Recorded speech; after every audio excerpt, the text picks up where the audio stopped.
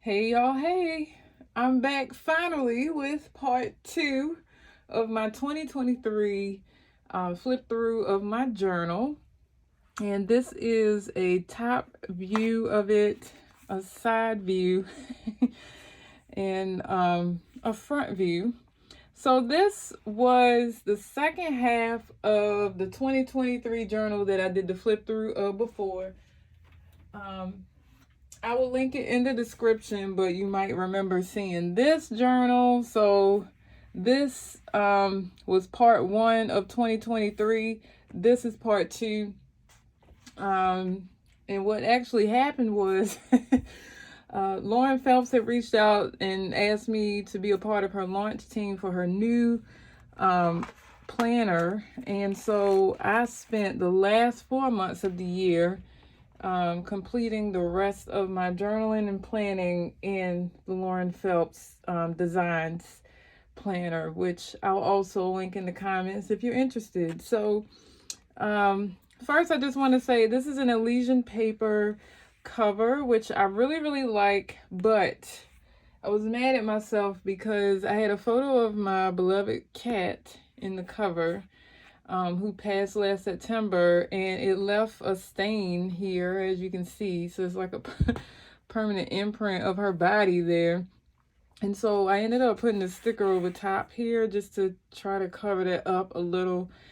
While this was an expensive leather cover, I don't know. I don't know what I'm going to do now because I really don't want that little ugly stain in front of everything. So for now, I'm going to let it be where my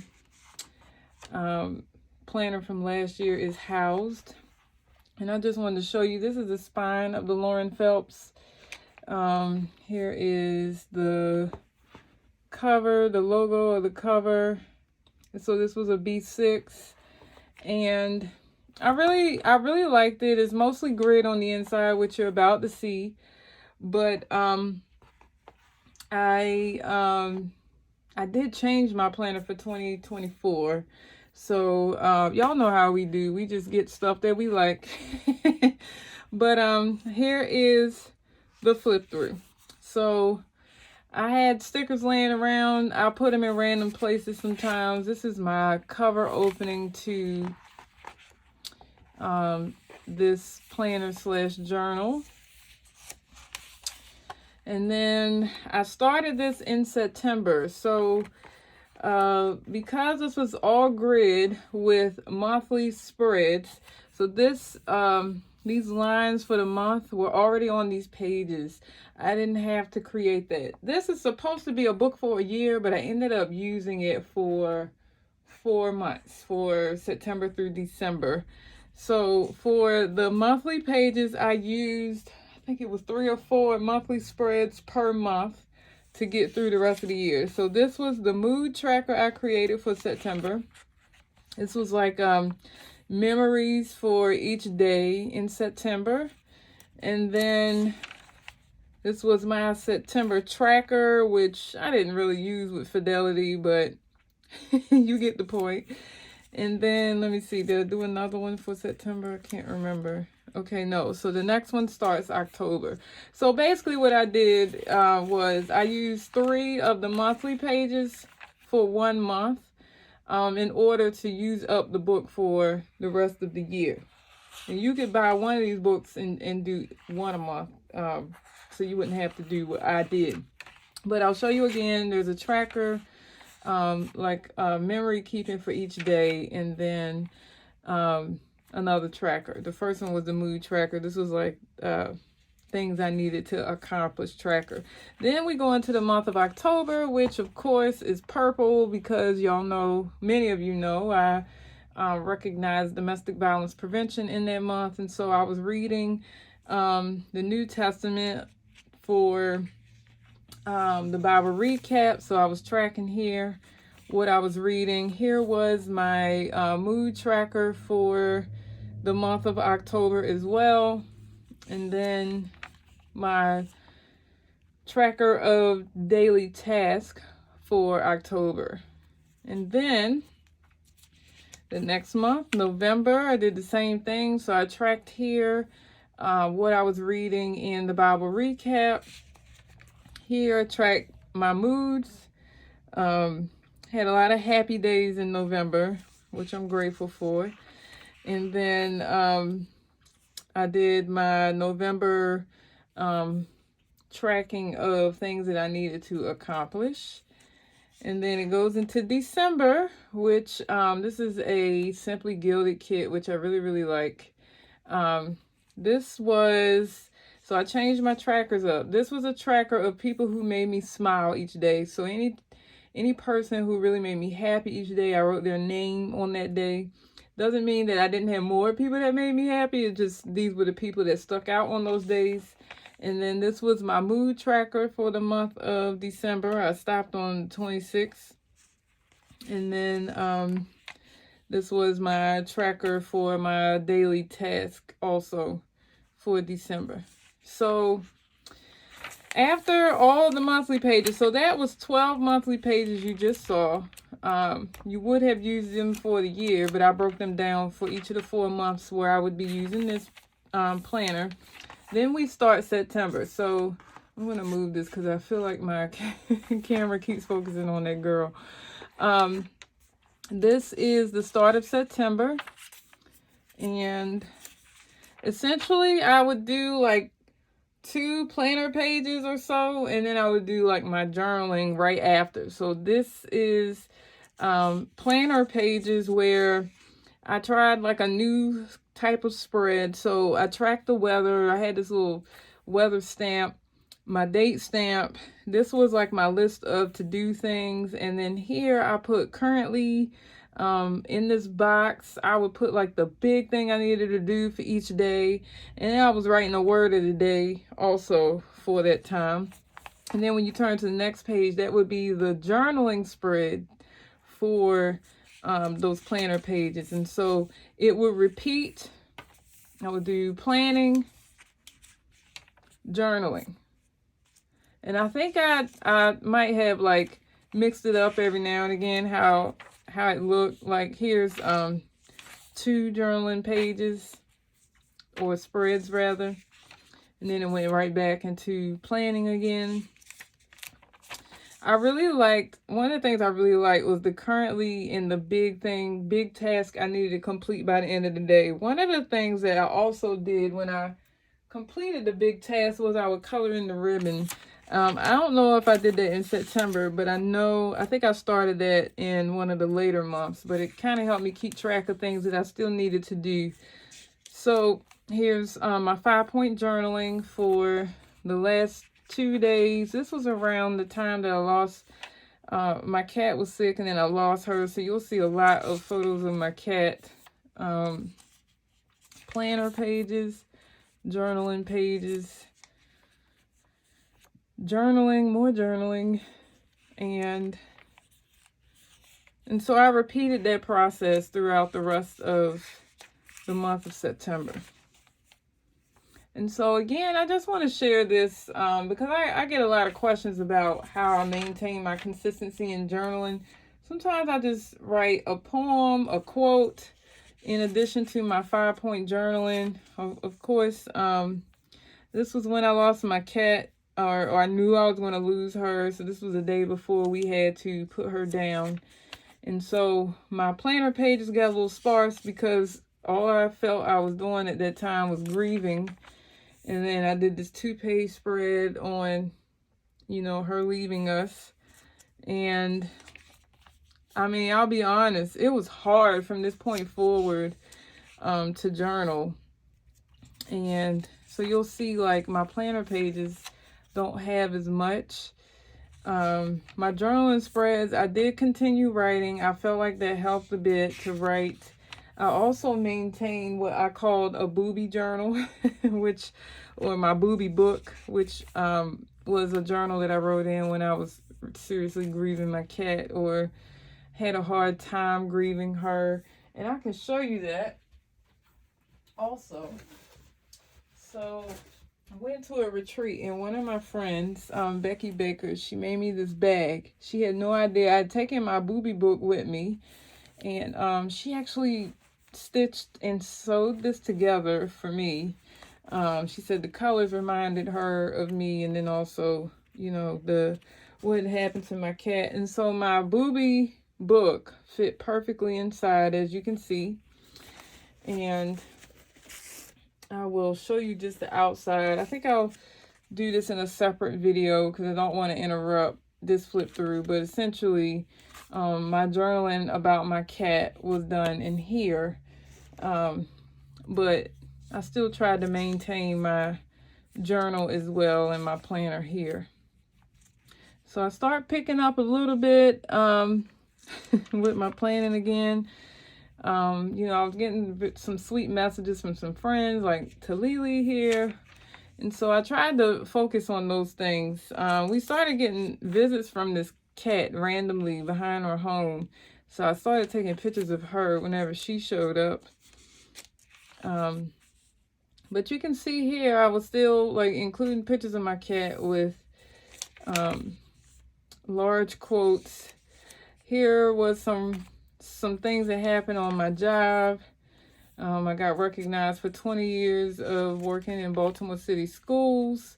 And then, you know, I started to pick up a little bit on my regular routine of planning and journaling. So, wasn't easy, but I was able to kind of move forward. So, as you can see here, I maintained the same 2-page spread of planning. This is a,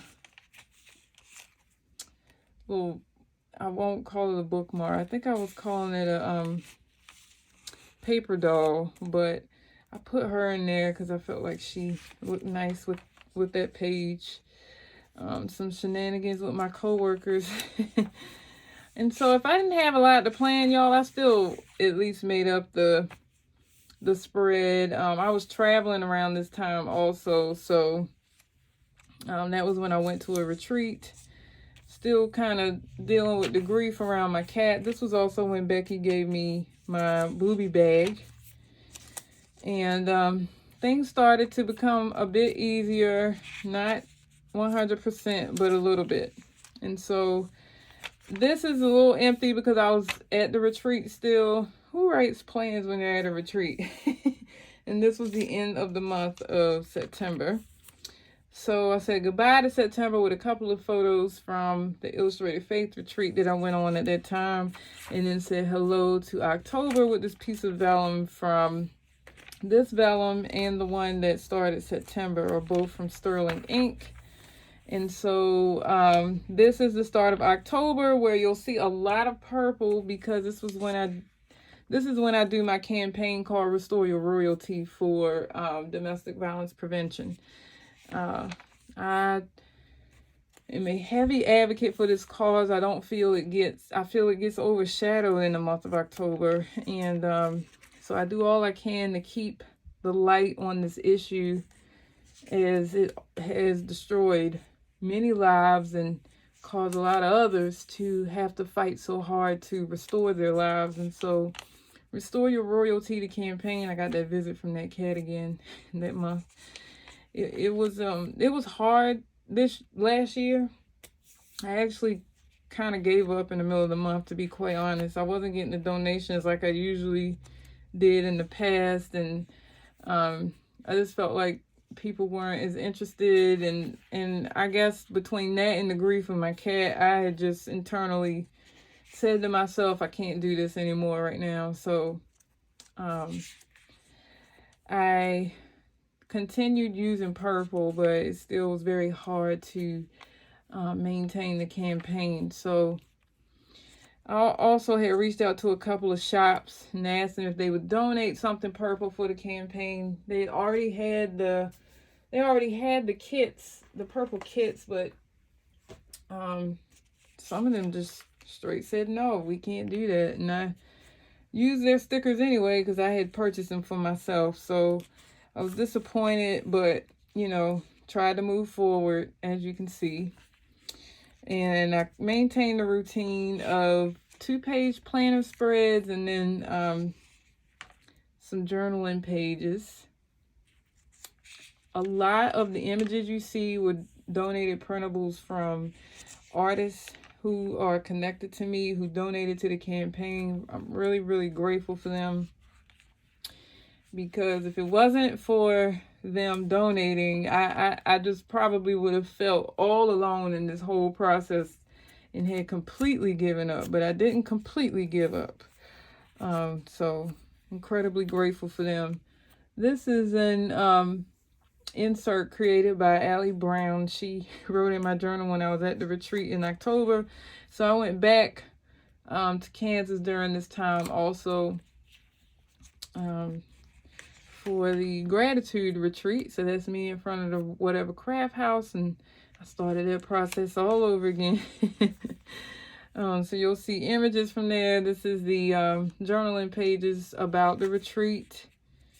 Really had a great time. It kind of helped me take my mind off some hard things. Here is the first spread that I didn't actually journal on, but intended to. But it kind of worked out because Allie, I've written about her a lot in here already, and I was dedicating this page just to her, but she does a lot of abstract art and leaves a lot of white space in her journaling, so I just consider this to be done.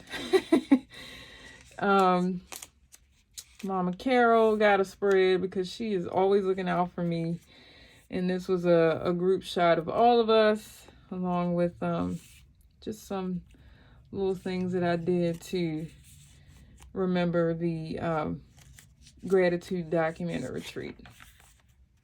So then when I came home, I had the honor of being the hostess for the Purple Poetry Book release, which was an initiative I actually created years ago in like 2007 or 2008 for the local shelter here for the city and county. And they're still using that to fundraise for survivors, which I'm so grateful for. So I put this card that they gave me for hosting inside. They all signed it. I'm just really, really grateful for them. And I wanted to keep this as a memento. So I put like this sticker behind here, so when I pulled the card out, it wouldn't just be blank. But I really appreciate it. Turn around. I got this cute little card from the person who kind of spearheaded the event, and she was just so kind to me. Here is a photo of the event location, and yeah, this event meant a lot to me. And then I started to gear up for November.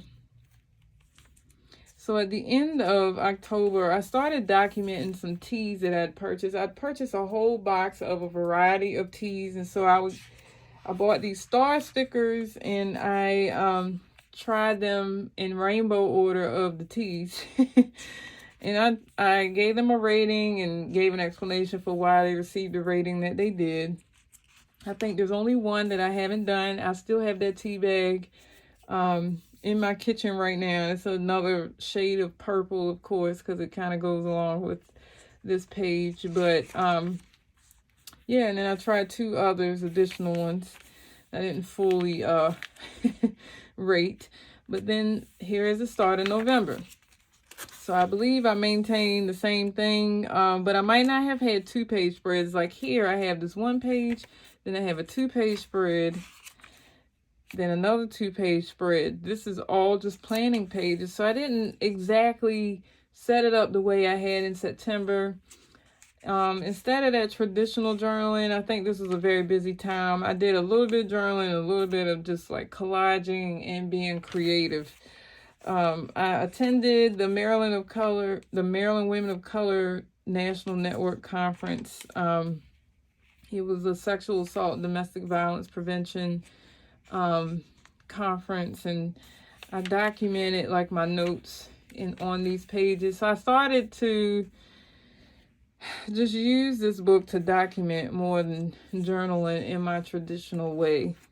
I actually wrote on this page and then covered it with this page size sticker.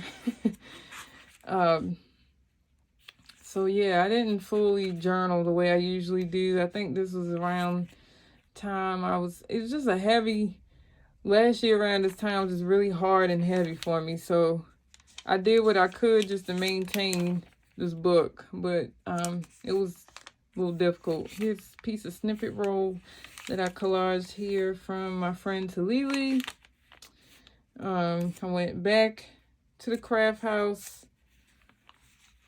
or maybe I just put those photos there. I can't remember. Yeah, these are photos from the previous month. I kind of journaled about that.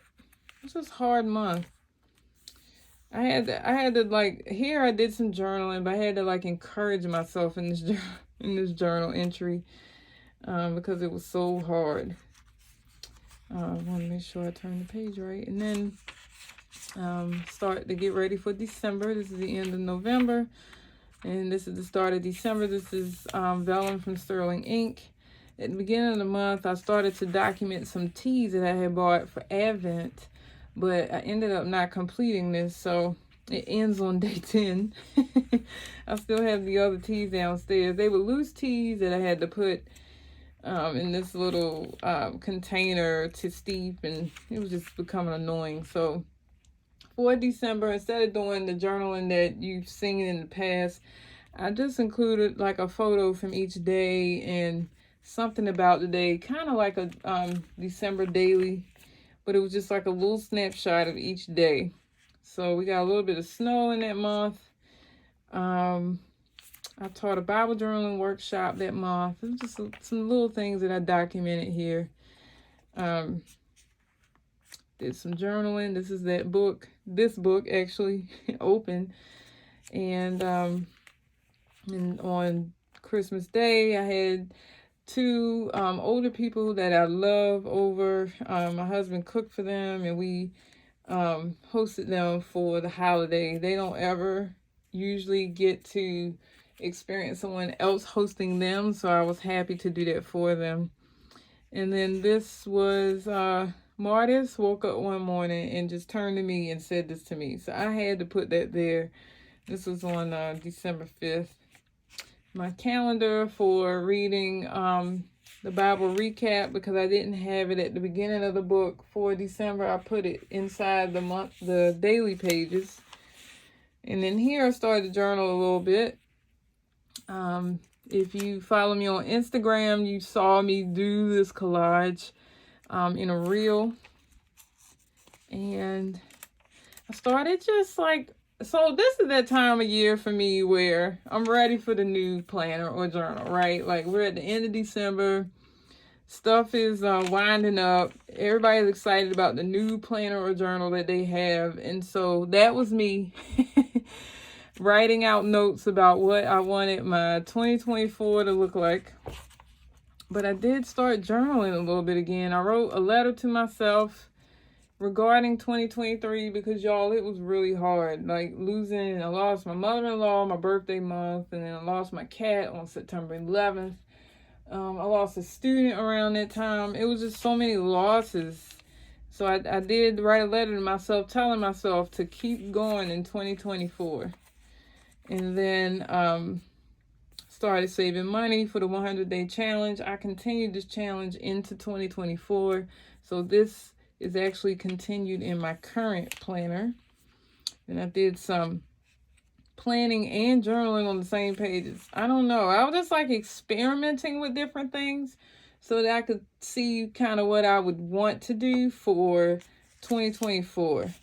Found out this day that I was going to go to Japan this year.